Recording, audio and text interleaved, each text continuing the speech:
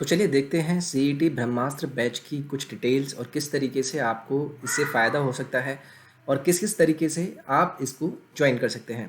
तो देखिए the starting date of this CET batch is 21 सितंबर।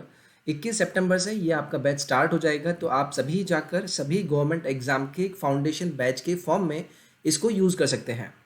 इसके अलावा सीईटी ब्रह्मास्त्र बैच जैसे कि नाम से ही आपको पता चल रहा होगा कि सारे एग्जाम्स यानी कि railway, banking and even SSC सभी के सभी सब्जेक्ट्स को आपको फाउंडेशन देते हुए इस कंप्लीट बैच में पूरा कराया जाएगा।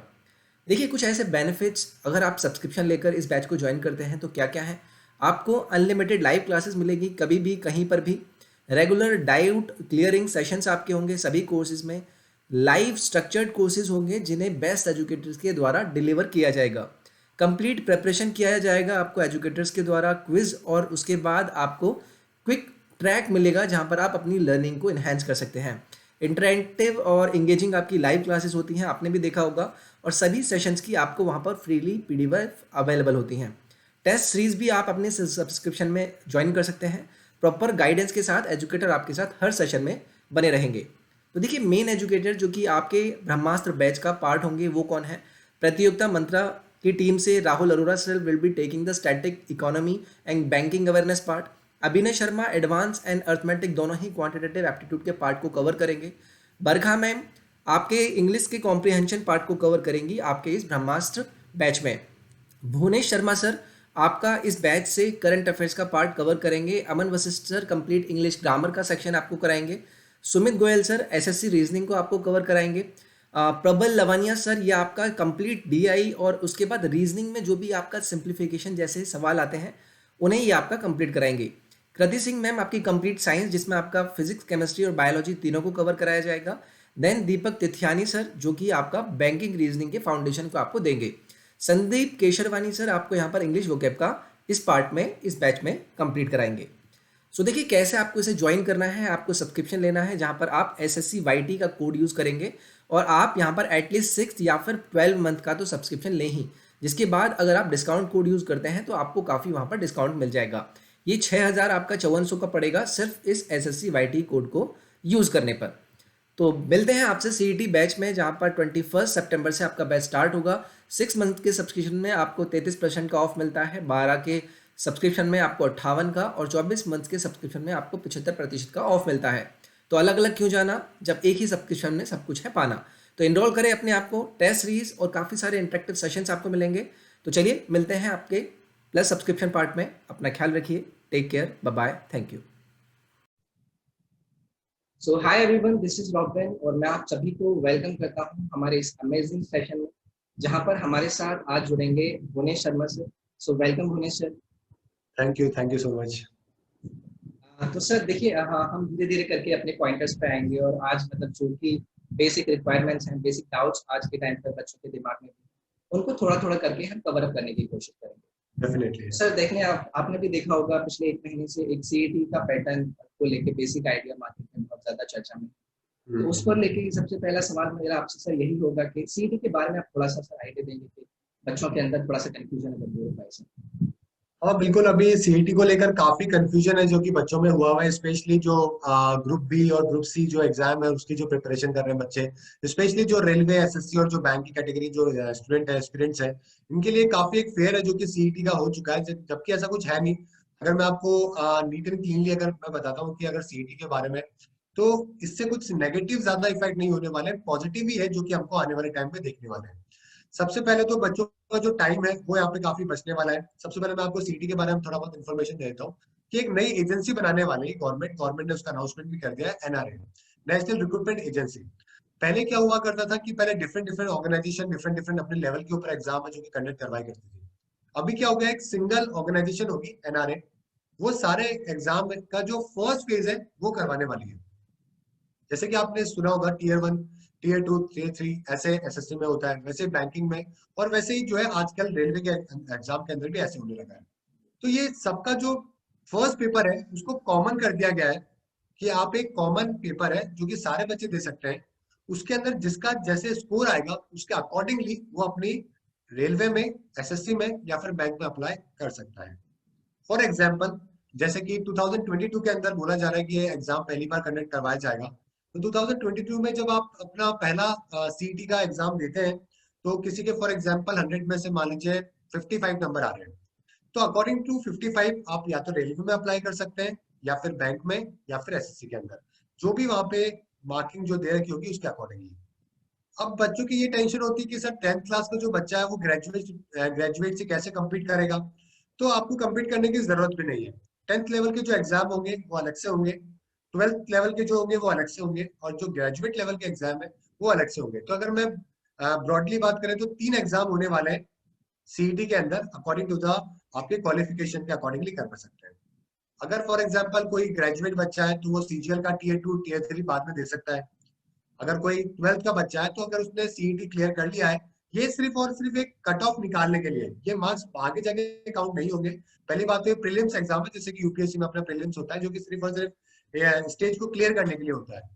और जब आपने फर्स्ट स्टेज क्लियर कर दी है तो उसके बाद में आप अपना 12th पास है तो आप अपना सीएचएसएल दे सकते हो, अगर आप ग्रेजुएट हो तो सीजीएल दे सकते हो, और उसी तरीके से अगर आपके नंबर थोड़े से कम है तो आप अपना रेलवे का एग्जाम भी दे सकते हो। तो ब्रॉडली बात करें तो बच्चों को इसमें टेंशन लेने की कोई जरूरत नहीं है। एक बहुत ही सिंपल पेपर होगा, बहुत ही बेसिक पैटर्न के ऊपर होगा। 10th बेस्ड जो अपना पैटर्न होता है, जो कि यूपीएससी में जैसे कि आपने सीसैट के बारे में सुना होगा, उसी तरीके का एक बेसिक पेपर है जो कि आने वाला है। और उसको क्लियर करने के बाद में डेफिनेटली आपको थोड़ा सा हार्डवर्क करना पड़ेगा। बैंक के लिए आपको बैंक की स्ट्रेटेजी अपनानी पड़ेगी, एसएससी के लिए एसएससी की, और रेलवे के लिए रेलवे की स्ट्रेटेजी है जो कि अपनानी पड़ेगी। जी जी, थैंक यू सर। सर देखिए, यहाँ से एक और फिर एक सवाल निकलता है सर के, जैसे तीन अलग अलग ऑर्गेनाइजेशन, बैंकिंग अलग अपनी तरीके से प्रीलिम्स लेता था, रेलवे अलग लेता था, और एसएससी का अलग पैटर्न था। तो अब जो मोस्ट कॉमनली बच्चों के दिमाग में क्वेश्चन निकल कर आता है वो आता है कि एक्चुअली में जो प्रीलिम्स बेस्ड हमारा क्वालिफाइंग एग्जामिनेशन निकल कर आएगा, इसमें सिलेबस किस तरीके से लेंगे? कहीं वो ऐसे तो नहीं करेंगे कि हम रेलवे वाले बच्चे ये सोचें कि सर हमें लेफ्ट आउट कर दिया जाएगा, क्या हमें बैंकिंग की जो सिलेबस था उसकी तैयारी करनी पड़ेगी, या हमें एसएससी वाले सिलेबस की तैयारी करनी पड़ेगी? जो कि थोड़ा बहुत चीजें कॉमन है, बट थोड़ी बहुत चीजें डिफरेंट भी है। जैसे कि रेलवे में इंग्लिश नहीं आता था, वहां पर थोड़ा सा फिर डाउट बिल्कुल होगा कि भाई बिल्कुल। अभी हमें इंग्लिश में पढ़ना पड़ेगा। जो बैंकिंग वाले सेक्टर वाले बच्चे थे वो सोचते थे कि भाई जीए जीएस हमें पढ़ना होता था, अब कहीं हमें भी पढ़ना ना पड़े। तो सर इसको लेके आप कैसे देखते हैं कि सीटू किस तरीके से, मतलब एक आइडिया कि कैसे हम उसे इम्प्लीमेंट करता हुआ देख सकते हैं? हाँ, इसको लेकर काफी सारे मेल्स आए मेरे पास भी, मतलब 1000+ मेल्स है जो कि बच्चों के मेरे पास अब तक आ चुके हैं। जिसके अंदर रेलवे वाले बच्चों का ये कहना है कि सर हमने कभी इंग्लिश नहीं पढ़ी है। बैंक वालों का ऑब्वियसली कि उनको कभी हिस्ट्री पॉलिटी ज्योग्राफी से उनका कभी लेना देना नहीं रहा है। इसके अंदर एक थोड़ा सा फ्रंट जो बच्चों को लगता है कि एसएससी वालों को मिल जाएगा, ऐसा उनका मानना है।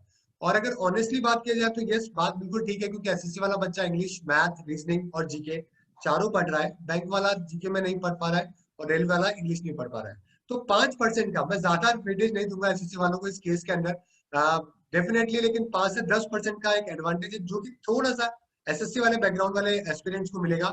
लेकिन ये बहुत ही माइन्यूट है, 5 से 10% बहुत ही माइन्यूट होता है। अगर आप कोई भी अगर फॉर एग्जाम्पल 1 महीने भी एक्स्ट्रा पढ़ाई कर रहा है तो डेफिनेटली ही will able to clear it.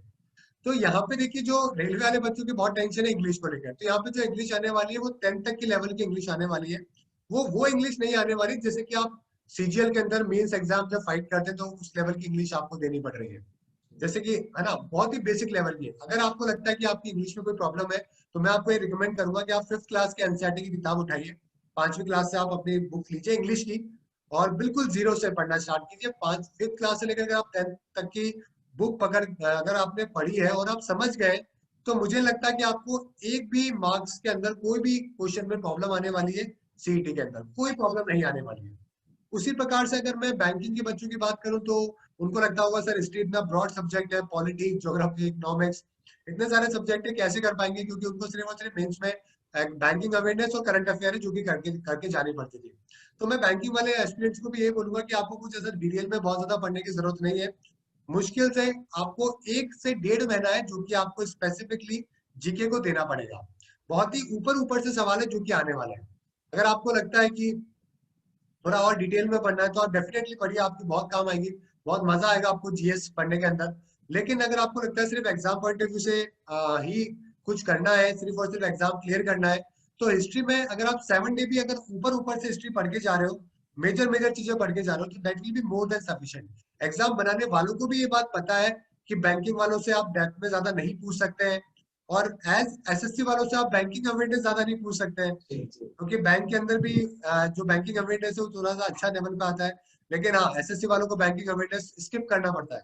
Rarely एक या दो क्वेश्चन है जो कि सीईओ या फिर किसी बैंक के हेडक्वार्टर या समथिंग ऐसे कुछ क्वेश्चन आते हैं। तो किसी को इतना ज्यादा डेप्थ में जाने की जरूरत नहीं है, ये एक कॉमन पेपर है ना। जैसे कि आपने यूपीएससी में सुना होगा, है ना, सीसेट के बारे में, एक बहुत ही जनरल पेपर होता है जिसके कई बार तो लोग प्रिपरेशन करके भी नहीं जाते हैं। बहुत ही बेसिक लेवल की 10th लेवल की चीजें पूछी जाती है। तो आपको भी अपना जो प्राइम मोटिव है, जो सीईटी अगर एग्जाम क्लियर करना है, तो सबसे प्राइम मोटिव ये रखना है कि आपने जो बेसिक है, फंडामेंटल्स है, वो क्लियर करनी है। इंग्लिश के अंदर फॉर एग्जाम्पल आपने 10th तक का कवर कर लिया, सेम मैथ में भी, रीजनिंग आप इजिली कर ही लेते हैं क्योंकि सभी एग्जाम में रीजनिंग आती है। और जीएस की बात करें, जनरल नॉलेज की, जनरल स्टडीज की, तो हिस्ट्री, ज्योग्राफी, पॉलिटी, इकोनॉमिक्स, ये सब जो आपको कवर करने हैं, ये भी बहुत ही बेसिक लेवल के कवर करने हैं। अगर अकबर के बारे में पूछा गया है तो आपको अकबर के बारे में 10 लाइनें नहीं, मैं बोलूंगा अगर आपको 3 या 4 भी पता है तो it will be more than sufficient आपका सीईटी क्लियर करने के लिए। तो किसी भी एस्पिरेंट्स की बात में कुछ ज्यादा एडवांटेज इस एग्जाम में नहीं है। सब लोग सेम प्लेटफॉर्म पे है। 5-10% का फर्क पड़ेगा, लेकिन वो भी बहुत ही माइन्यूट है, और वो आप इजिली कवर कर लेंगे। आई नो दैट अगर आप रेगुलर क्लासेस कर रहे हैं, किसी अच्छे टीचर से पढ़ रहे हैं, तो मुझे लगता है कि 1 महीना जीएस के लिए मोर देन सफिशिएंट है आपके सीईटी एग्जाम के लिए। Thank you sir. तो देखिए सर, यहाँ पे जैसे आपने बताया कि जो कॉमन किसी को अगर थोड़ा बहुत इश्यूज भी आते हैं तो 5% 10% का वो रहता है कि भाई ठीक है, इस पैटर्न के हिसाब से आपको इतना इशू आ सकता है। तो हाँ जैसे कि सर अभी अनअकैडमी ने हमारा ये बैच सीईटी ब्रह्मास्त्र करके निकाला है। इसका बेसिक आइडिया भी सर यही हमने सोचा है कि हम इसमें क्या करेंगे कि जैसे रेलवे वाले बच्चों को इंग्लिश नहीं आता था, तो we have tried to put English portion also. इसमें वो एटलीस्ट ग्रामर का, वोकैब का, कॉम्प्रिहेंशन को आप कैसे इम्प्रूव कर सकते हैं। अगर बैंकिंग वाले बच्चे हैं तो जीएस सेक्शन में जो भी जनरल अवेयरनेस का, जैसे आपने भी बताया, तो जनरल अवेयरनेस का जो भी पार्ट था उसमें भी हम एटलीस्ट फाउंडेशन बच्चों को दे पाए, साइंस बिल्कुल का बिल्कुल। फाउंडेशन दे पाए। तो सर जो ये बैच है इसके बारे में बताइए कि कैसे जो भी अलग अलग बच्चे हैं, रेलवे वाला, बैंकिंग वाला, एसएससी वाला, उनको किस तरीके से इससे फायदा मिल सकता है, जिसमें आप करंट अफेयर्स सर ले। हाँ बिल्कुल, जिसके अंदर मैं करंट अफेयर पढ़ा रहा हूँ, और काफी सारे बच्चे ऑलरेडी पूछ भी चुके हैं कि ये बैच कब से स्टार्ट हो रहा है सीईटी को लेकर। तो गाइस देखिए, सिंपल सी बात ये है कि प्राइम मोटिव जो है इस बैच का ये है कि आपको प्रिपेयर कर दिया जाए सीईटी के लिए। जब आपके सीईटी का सिलेबस डिस्कस किया जाएगा, ये एक्चुअली में वही होगा जो हम लोग पढ़ने वाले हैं। टू बी ऑनेस्ट 99% वही कॉमन चीजें आपको देखने को मिलेगी जो कि हम इस बैच के अंदर करेंगे। इसके अंदर आपके फंडामेंटल्स इंप्रूव करने की कोशिश की जाएगी, जैसे कि आपको इंग्लिश हो गया, आप 10th तक की इंग्लिश आपको कवर करवाई जाएगी, ताकि आपका जब सिलेबस आएगा तब आपको ज्यादा प्रॉब्लम नहीं आएगी कि कहाँ से पढ़े, क्या पढ़े। ऑलरेडी आप सब कुछ रेडी कर चुके होंगे अपने बैकएंड के ऊपर। उसी तरीके से करंट अफेयर की बात करें तो हम लोग 6 मंथ का, ओके, और कोशिश करेंगे 6 मंथ से ज्यादा भी थोड़ा बहुत कवर करने की। और 6 month is more than sufficient मुझे लगता है सीईटी के लिए, क्योंकि साल में 2 बार एग्जाम होने वाला है। तो एक साल का करंट अफेयर नहीं पूछा जाएगा, 6-6 महीने का पूछा जाएगा। जैसे कि फॉर एग्जाम्पल मई में पेपर है तो आपके 6 महीने का, दिसंबर में पेपर है तो मई टू दिसंबर के 6 महीने का करंट अफेयर आ जाएगा। इस तरीके से तो it will be more than sufficient अगर आप 6 महीने का करंट अफेयर करते हैं तो। और वैसे मैथ के अंदर भी आपके जो बेसिक, जो फंडामेंटल्स होते हैं, जो बेसिक प्रिंसिपल्स आप हर जगह पे यूज करते हो, वही आपको कवर करवाया जाएगा, ताकि जब पेपर आए तो आपके सामने सिलेबस आए, तो आपके जो प्राइम, जो आपका सीटी जो गोल है क्लियर करने का, वो आप इजीली क्लियर कर लीजिए। उसके बाद में आपको जो भी, अगर आपको बैंकिंग देना है तो आपको बैंकिंग की स्ट्रेटेजी अपनानी पड़ेगी, अगर आपको एसएससी देना है तो आपको एसएससी की, और रेलवे देना है तो रेलवे की। तो काफी सिंप्लीफाई बैच होने वाला है, बहुत मजा आने वाला है। Near by 8 to 10 top educator जो अनअकैडमी के ऊपर है, ये सब आपको पढ़ाने वाले हैं। और बिल्कुल ये समझ के पढ़ाया जाएगा कि आपको कुछ भी नहीं आता है, क्योंकि ऑनेस्टली स्पीकिंग यहाँ पे किसी को कुछ भी नहीं आता है। क्योंकि रेलवे वाले बच्चों को अगर मैं बात करूँ, इंग्लिश में प्रॉब्लम आएगी, बैंकिंग वालों को जीएस में प्रॉब्लम आएगी, तो ये समझ के ही पढ़ाया जाएगा कि आपको किसी को कुछ भी नहीं आता है, और बिल्कुल जीरो से स्टार्ट करेंगे, ताकि आप इजीली एग्जाम है जो कि क्लियर कर सको। और जब तक सिलेबस आएगा तब तक आपका ऑलरेडी काफी प्रिपरेशन, 80 to 90% प्रिपरेशन है जो कि हो चुका होगा। जी sir. So sir thank you. अगर मैं अगला सवाल सर आपसे यहाँ से एज एस्पायरेंट भी मैं आपसे क्वेश्चन पूछने की हाँ कोशिश बिल्कुल। करूँगा, ताकि बच्चों के जो भी डाउट हैं निकलते हैं वो निकलते हाँ जाए। हाँ तो सर जैसे मैं आप जीएस पे आता हूँ, you are a well known faculty for the GS part, और आपका आप यूपीएससी में भी आप जीएस का कवर करा रहे हैं। तो सर जीएस को अगर मैं देखता हूँ कि सीईटी में यूजुअली बैंकिंग वाला बच्चा ही है जो कि थोड़ा सा वहाँ पर स्ट्रगल फील कर सकता है। जो बैंकिंग वाले बच्चे हैं उन्हें अगर दोबारा से इस तरीके से अगर अपने जीएस को तैयार करना है, जीएस को लेकर उन्हें थोड़ा सा डाउट रहेगा कि भाई मेरा जीएस पार्ट किस तरीके से आगे बढ़ेगा, तो उस जीएस सेक्शन को अगर मैं आपसे लेना चाहूँ तो सीईटी के बारे में आपने थोड़ा सा बताया कि ये जीएस पार्ट हम किस तरीके से इसमें कवर कर रहे हैं, और मैं अभी जैसे देखिए हमारा 2020 एसएससी का भी एग्जाम आने वाला है, उसके बारे में भी आप थोड़ा सा बताएं ताकि वो बच्चे भी लैपटॉप फील ना करें कि सर ने हमारे बारे में बोला है। उस जीएस को लेकर सर आप बताइए कि जीएस की इंपॉर्टेंस रियल लाइफ में भी और एग्जाम पैटर्न के हिसाब से भी किस तरीके से रहने। हाँ हाँ, जीएस की बहुत इंपॉर्टेंस है। मतलब अगर फॉर एग्जांपल यहाँ पे बहुत सारे बच्चे होंगे जिन्होंने ऑलरेडी मुझसे जीएस पढ़ी हुई होगी, यूट्यूब पे मैंने कई बार कराई है आपको, प्लस मैं स्पेशल क्लास के अंदर भी चल रही है अभी, मैं वहां पे भी कंप्लीट करवा रहा हूँ जीएस। तो आपने खुद ने फील किया होगा जो अपने अंदर चेंज जो आपके अंदर आया होगा। फॉर एग्जाम्पल अगर आपको पॉलिटी के बारे में नहीं पता, कॉन्स्टिट्यूशन के बारे में नहीं पता, तो आप कभी भी जो भी सोसाइटी में हो रहा होता है उसको कोरिलेट नहीं कर पाते। यू डोंट नो कि आरटीई क्या होता है, कैसे आप किसी का फ्री में एडमिशन करवा सकते हैं, आरटीआई क्या होता है, राइट टू इन्फॉर्मेशन क्या होता है। आपको नहीं पता होता कि आप कोई भी इन्फॉर्मेशन कैसे एक्सट्रैक्ट कर सकते हैं। और आपको इंडिया के हिस्ट्री के बारे में नहीं पता होता कि कैसे चीजें बदली है, कैसे हमारा कंट्री यहाँ तक पहुंचा है। तो एक कंप्लीट पर्सनालिटी जो है वो बिल्ड करने के अंदर आपका जीएस काम आता है, मतलब बहुत ज्यादा इंपॉर्टेंट है। मुझे लगता है कि अगर किसी को गवर्नमेंट एग्जाम नहीं भी देना है तो भी उनको जीएस पढ़ना चाहिए, हिस्ट्री, ज्योग्राफी, पॉलिटी, ये सब कवर करना चाहिए, क्योंकि आपको ट्रैवल में बहुत काम आएगा, आपको अपनी लाइफ के अंदर बहुत काम आएगा। आप अगर किसी को कुछ सिखा रहे हो, आप अगर आप कहीं पर डिबेट कर रहे हो, डिस्कशन कर रहे हो, बहुत जगह पे आपको लाइफ के अंदर जीएस काम आता है। और साथ में अगर आपने उसको करंट अफेयर के साथ में कोरिलेट कर लिया तो फिर आप इंडिया में जो चाहे एग्जाम में जो कि क्रैक कर सकते हैं। दूसरा यहाँ पे जो आपने सवाल पूछा कि अभी 2020 को लेकर, तो गाइस देखिए, अगर मैं स्पेसिफिकली अगर मैं एसएससी की तरफ जाता हूँ, तो एसएससी के अंदर आपको डेफिनेटली जीएस कंप्लीट करना पड़ेगा अच्छी तरीके से, जैसे कि history, geography, polity. Near by 3 से 4 महीने हैं जो कि आपको जीएस, अगर आप 1 घंटा डेली पढ़ रहे हैं तो 3 से 4 महीने हैं जो कि आपको देने पड़ेंगे। लेकिन सीईटी के अंदर ऐसा नहीं है।